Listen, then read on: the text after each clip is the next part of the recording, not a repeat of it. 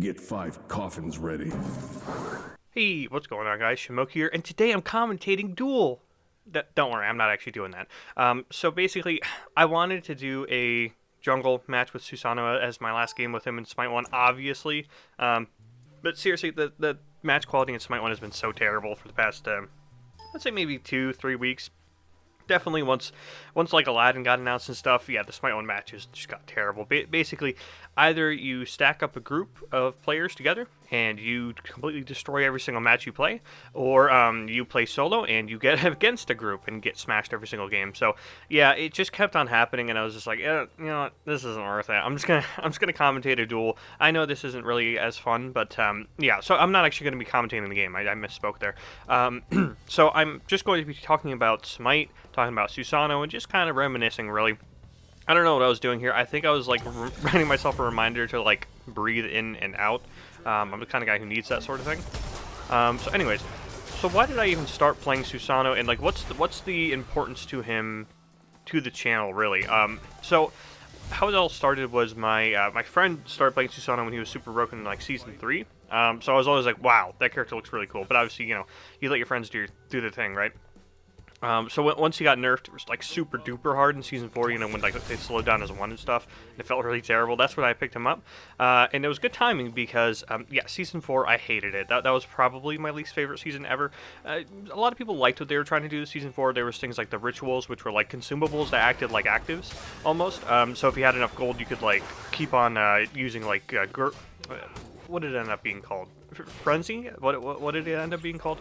Frenzy, if you even remember that one. You could do like Creeping Curse over and over. You could do, the most important one was Combat Blink over and over again. It was just, yeah, it was silly. It was impossible to balance. So yeah, I really didn't like that season. And then they had the cheaper starters as well. You could like combo Sands of Time with something called Swift Wing, which made you faster out of the fountain. It just felt like super duper cheesy. So yeah, I really didn't like that season, but I loved playing Susano. I don't know why I like him so much. It's kind of weird. Maybe it is literally just like I was having a bad time in the season, and then I found a character that I really enjoyed, and that's why I like Susano, because I can't really put it into words. I mean, the auto attack cancels were more difficult back then, and I think that made him a little more engaging to play as. But I don't know, he has a lot of the outplay potential, the fun stuff. You know, he has all the swaggy animations and stuff, obviously. Like I do his back animation sometimes before I teleport in and stuff, just because it's just fun. It's just goofy fun, you know. Little overly edgy and stuff. It's good. Yeah, I like it. But anyways, that's why he's the mascot. Basically, this channel would not be what it is if not for Susano, because I definitely would have stopped playing Smite. Because my friends were kind of over Smite as well at that time. Luckily, that didn't stay that way forever, and that's why we have our Funny Moments videos. But, yeah, I mean, he is the reason why the channel is what it is. So, talking about, like, best seasons, worst seasons, what do you guys think of Season 11? Did you guys enjoy it? Because, frankly, I actually really liked Season 11. It had a slow start. I didn't love the Phalanx meta. But apart from that, I thought this season was great. I had a really wonderful time with it. I was just super, yeah, I don't know. I just had a really good time. It's hard to put it to words, right? Because, again, it's just like maybe Susano's like nostalgic for me or whatever. Maybe it's the same thing with Season 11. It's like, we know it's the last one, so we're going to try and enjoy it more. But I think there's like some concrete reasons, like adding all the items back, and I think the god balance was really solid as well. They made a lot of little changes to gods that we've always kind of wanted when it comes to stuff like Agni and whatnot. So I think there's just like, there's way more good things. I mean, there really wasn't anything, I can't really put a finger on anything bad other than Phalanx, really. Yeah, I don't even think there was really any OP relics that I can really think of. Yeah, there just wasn't anything wrong with this season. In that sense, you could say, oh, well, it didn't really progress Smite 1 all that much, but it kind of did, right? With doing like slight tweaks to a bunch of characters. That was kind of, and adding a bunch of items back, that was kind of this season's marker, right? So I am, because I'm going to play Smite 1 again at some point, I am kind of looking forward to see what the game will look like once, you know, a lot of people have transferred over to Smite 2 and I don't get these matches, you know, the uneven matchmaking matches, where I'm against a group when I solo queued and stuff like that over and over. So I'm excited to see what the game looks like then, and it's probably going to be really fun, because this has been a great season, in my opinion. So speaking of which, what was your guys' favorite season? Please, just let me know in the comments. For me, it's impossible not to have a little bit of bias. I would probably say Season 3 was my favorite. I think, like, we were getting such interesting characters for the time. I think, you know, more interesting characters came later, right? But I think we got some of the more interesting characters during that time. We got some of the more interesting items during that time. That's when, like, Genji's stone-cutting sword, and there was that item called Masamune. All those items started getting added, right? And it's just like these core items that just stuck with Smite forever because they were just so iconic and useful and really expanded the item pool. I know people didn't like the whole relic system because before in Seasons 1, 2, and the beta and stuff, you had to buy your relics. You couldn't just... you couldn't just get them, right? If you were level 1 or level 12, you didn't just get them like you do now. This set the the Season 3 set the precedence for relics are free, and you get another free relic at level 12. That's absolutely massive. That's stuck with Smite forever. So I can see why people liked the buying the relic system more, but it really is true. You can't trust... You can't trust people to buy their relics at the right time. You really can't. So it was better from like a competitive perspective, but yeah, the current system really, it is just the right way to go about this. So we'll go about a system like that. So I think Season 3 did so much for the game. I loved the way the map looked. I loved the dark side. No, I loved how dark the order side, no, chaos side looked in comparison to the chaos side. I don't know. Just all the aesthetics were really nice as well. So for me, I think Season 3, one of the seasons between 5 and 7, honestly, I get them really mixed up. It's really easy to mix them up. One of those would probably also be a contender for favorite. I forget which one was the one when it was like tank assassin supports just like invading over and over. That was a terrible meta. I hated that one. But one of the ones on that Seasons 5 through 7 map is probably one of the contenders as well.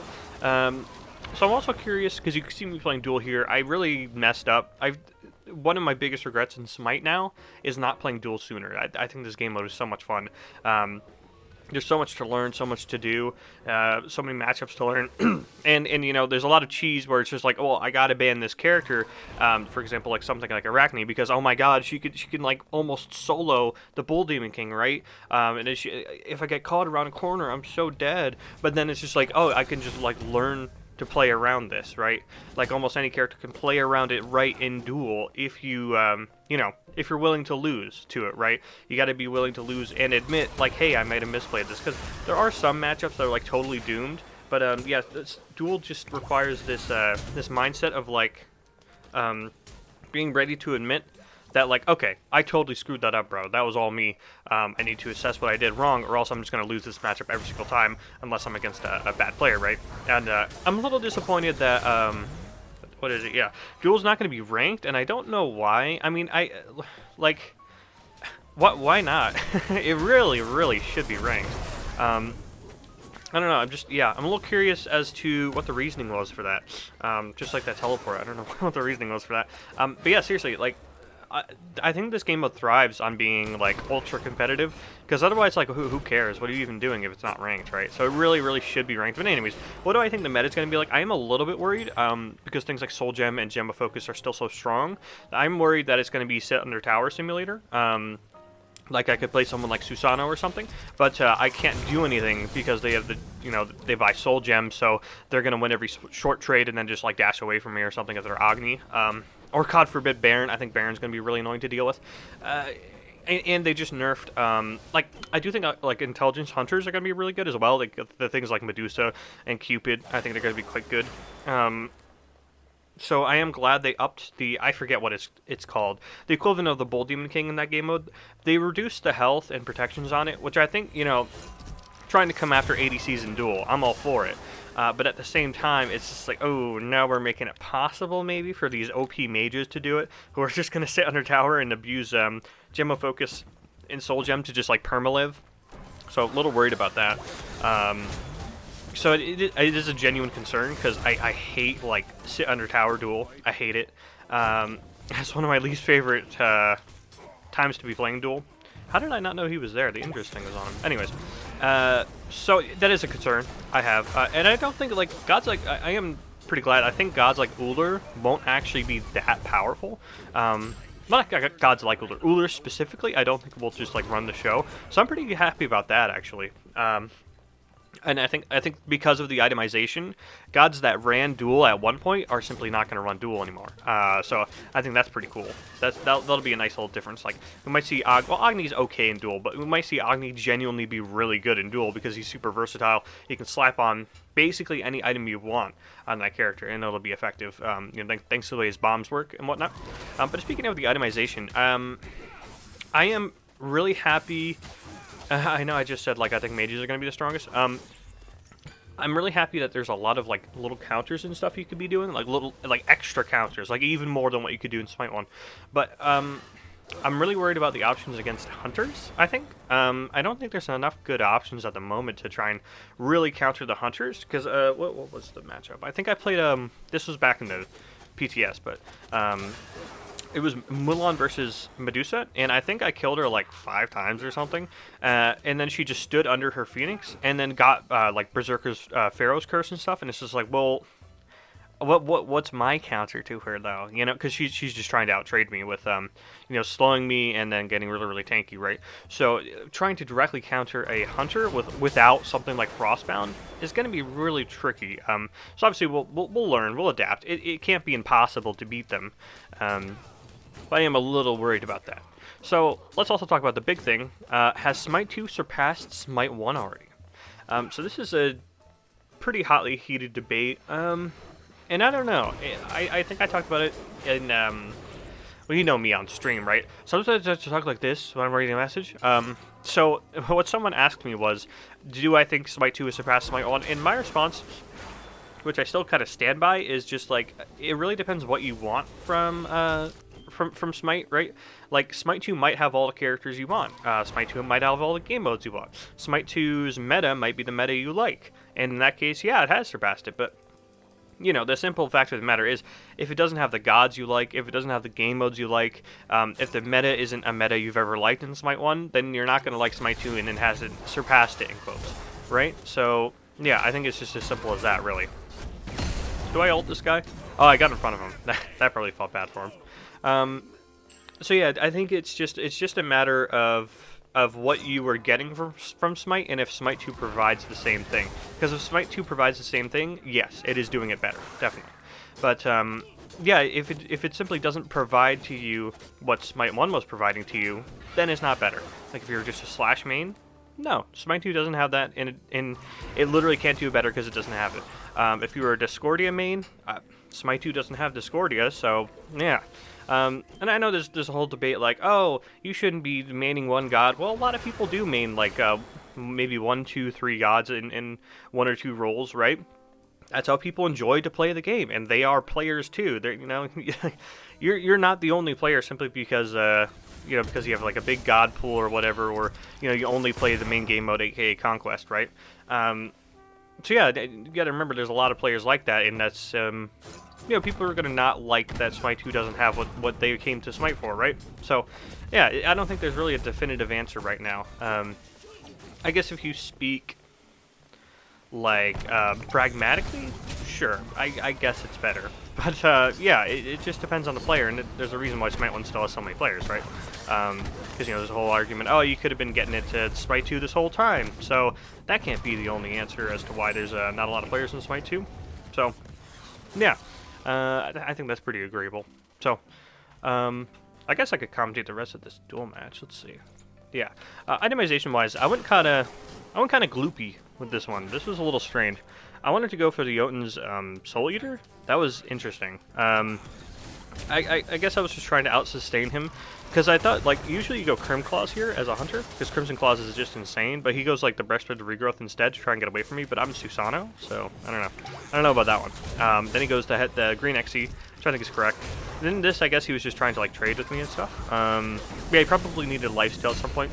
So I went this because, yeah, again, I figured he was going to go lifesteal. He has 2 parts of hard CC, and I already had 30% CDR, so I didn't really need, like, a breastplate here, even though the glyphs are insane, right? But I was ahead, so, like, I was thinking I might as well just not spend the extra money on the glyphs as well. And then go into Hydras to finish up my CDR, because 30% pen really should be enough to kill him, which clearly it was, because he kept on getting so far behind. So it's just like, unless he somehow makes the game go to like level 20 or something, 30% pen should be totally fine. So yeah. That was my idea there, and obviously Blink is just perfect for this. I went Crusher before Hydras as well, simply because it helps him never play around his 3. I think he could have played in his 3 a little bit more for sure, because it gives like damage mitigation, right? So I think he could have just like stuck in his 3 and then just like tried to fight me the entire time, like force me to use all these cooldowns while he has the damage mitigations on, because he kept on trying to pop out of it when I already had Crusher, which I don't think that's ever gonna work. But yeah, this was a pretty foregone conclusion, I would say. Honestly, the game was kind of over when he bought this. This did nothing for him. Even this could have been a Berserker's. Even I think it would have been better. You know, just like get even more tankiness to where like, oh, I actually really, me as Susano, I can't actually really one-shot him anymore. So yeah, I think I literally just one-shot him here though. Are these cooldowns relevant? Yes. I probably just blink combo him. Yeah. Nothing you can really do. The Jotun's, the lifesteal and stuff actually didn't even really help there. So, yeah, I think that one was just kind of doomed for him. All right. Well, that was the end of this duel commentary. This is the end of the Smite 1 commentary. I mentioned I will play Smite 1 again at some point for sure, obviously. But yeah, I might never have a reason to make a video on Smite 1 anymore, so this might be the last one. So, just to wrap up what I talked about in there, yeah, which one did you guys think was the worst season? Which one did you think was your favorite season? What are you looking forward to with the Smite 2 duel meta? Or for that matter, I'm not going to play Joust, but let me know what you think the Smite 2 Joust meta is going to be like. And do you think Smite 2 has surpassed Smite 1 already? Alright, that's all. Thanks for watching.